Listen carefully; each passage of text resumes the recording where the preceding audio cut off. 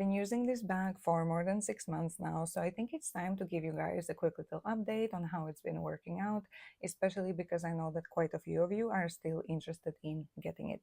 So I'm going to go through the pros and cons. I'm not going to focus too much on the pros just because I feel like they are what I expected for them to be, but this bag does come with quite a few cons and we're going to go through them all.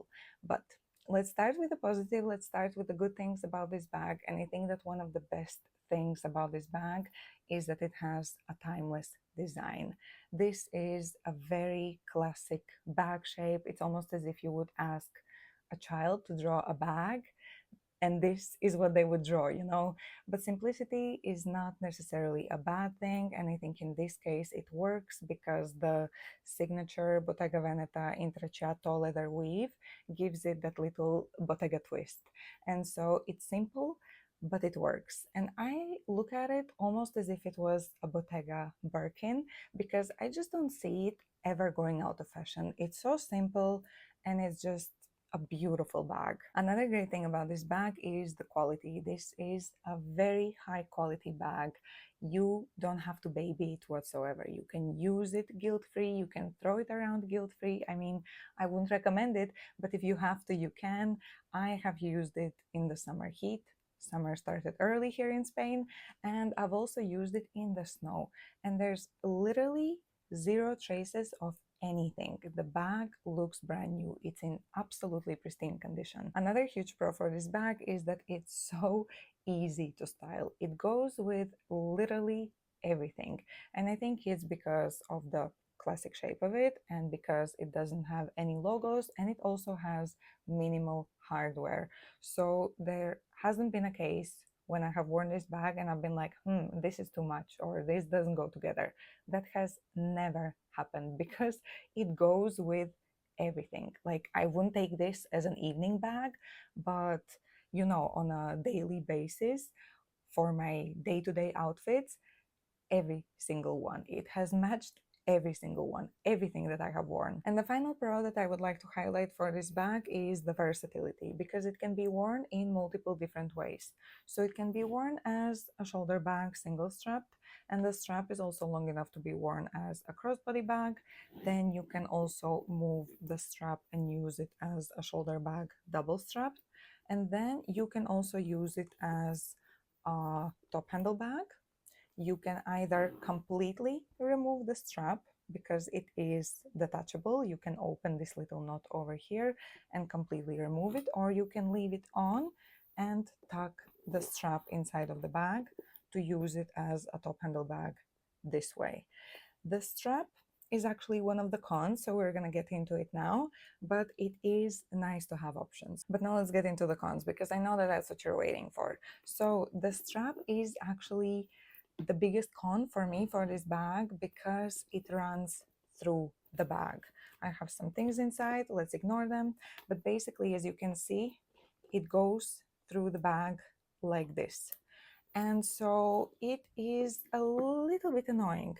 And for example, my favorite way to wear this bag is as a shoulder bag, double strapped.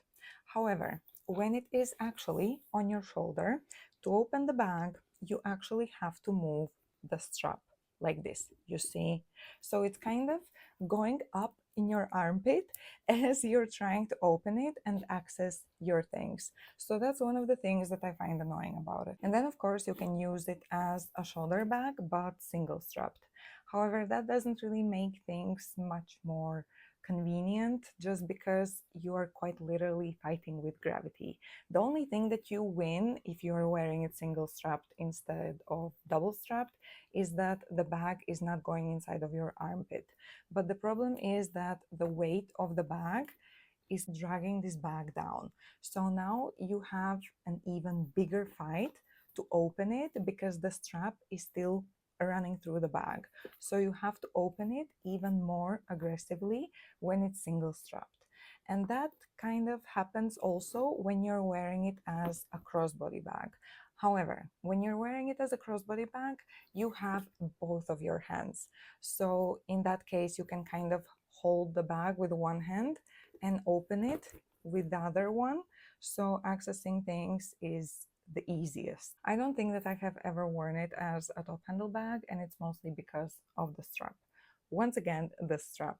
So while it can be removed, it's a hassle to remove it. And then it's an even bigger hassle to put it back on the bag. And then, of course, the other option is to tuck it in side of the bag, but that's also a hassle because the strap itself is quite rigid. So you have to it takes time to tuck it inside, and when it's actually tucked inside, it takes quite a lot of space and it kind of makes a mess of everything that is inside of the bag. So I just choose not to use it as a top handle bag. And the top handle itself is also quite small. I think it fits on my wrist, but I don't think it fits on the crook of my arm. It doesn't, or maybe I just have chunky arms. But yeah, so it is not, if you're looking for a top handle bag, this is not the best top handle bag. Another con that I have to mention is that it looks bigger than it actually is. For me, it hasn't really been a con because it still fits everything that I need for it to fit.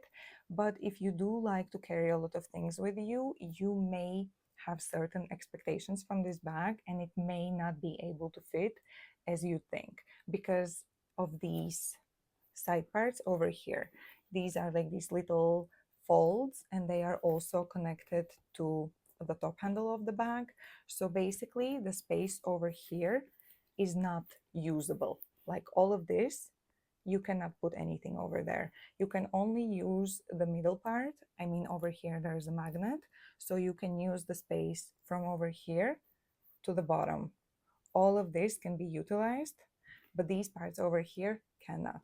So it fits the bare essentials more than the bare essentials for sure, but it doesn't fit as much as you would think. Actually, let me take my iPad for comparison of the bag. So like this is, I don't know which model it is, I'll put it on the screen. iPad, bag, and it almost looks like the iPad should fit inside of the bag, but there is no way because there's the strap, first of all, blocking it. You could try to put it vertically, but again, the strap is blocking it even vertically. So yeah, now it's inside and this is how much is sticking out. So I would never use it this way, and it also became extremely heavy. So yeah, the space is a bit limiting. And then another huge con for this bag is the price of it.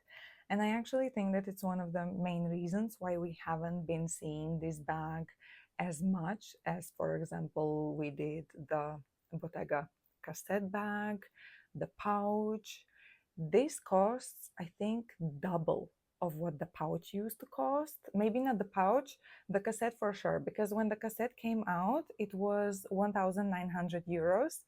This one now costs 3,800 euros. I think they just had a price increase because I remember 2 months ago it was 3,300 and now it's 3,800. That's like a 15% price increase. It is overpriced. It is so ridiculously overpriced for what it is. I'm not even gonna lie to you, it is very expensive. And to give you guys some perspective, this bag is in the same price range as many Dior bags. For example, the Dior Saddle bag, the Dior D-Joy, also in the same price range as many Fendi bags, for example, the Fendi Baguettes, and not even like the regular leather Fendi Baguettes, the limited edition Sequin Fendi Baguettes. Those bags cost as much as this bag. And then we have the Saint Laurent Icare bag. I think it was also priced very similarly to this bag. So they are aiming very, very high. And I don't know if it's a smart move or not, but one thing that I do know is that a lot of the Bottega Veneta bags have been included in private sales. And by the way, I never gatekeep that information.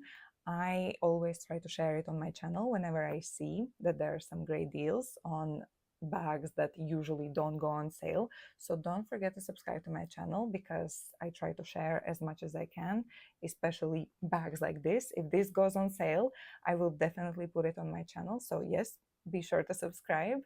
And so I am not surprised that they're going on sale. The sardine bag I've seen go on sale in like neutrals, not even a crazy green or orange, neutrals, guys. And also the Calimero bag that just came out, I think, last November, December, already is included in private sales. So I don't know how smart is this move, pricing it as much as they have, but it is definitely a con because it is a huge investment. Okay, guys, and now let me give you my final thoughts about this bag and if I would buy it again if it ever were to go missing for one reason or another. Hopefully it won't, but let's say it went missing. Would I buy it again? And as much as I want to say no, I actually think that I would buy it again. And that's mainly because, yes, there are inconveniences, but they are not deal breakers for me. And most importantly, I can't think of another bag that would be an equal substitute to this bag because all the other bags that are similar to this bag by other designers, they come with either big logos or even bigger inconveniences. The only bag that I think could, in a way, substitute this bag is the Hermes Kelly. Is the only substitute equal in quality and practicality to this bag. But the Hermes Kelly costs 3 times more than this bag. And on top of that, you have all the purchase history and mind games. And also, if you already do have an Hermes Kelly, I think they are different enough to keep them both. So yeah, I think I would buy it again. I know that it makes me sound like a clown. Let me get my clown makeup because I just complained about the price of it. And it probably sounds ridiculous, me saying it right now, that I would buy it again. But I think that if you can afford it, I recommend this bag 100%. It is, it's a nice bag. I have enjoyed using it, and I think I will for a very long time because, like I said, the quality is just impeccable. So I'm happy with it. I can't say no to it, okay? And I think that wraps up today's video. If you have any other questions, let me know in the comment section below. As always, thank you so much for watching, and I hope I'll see you again soon. Stay safe, everyone.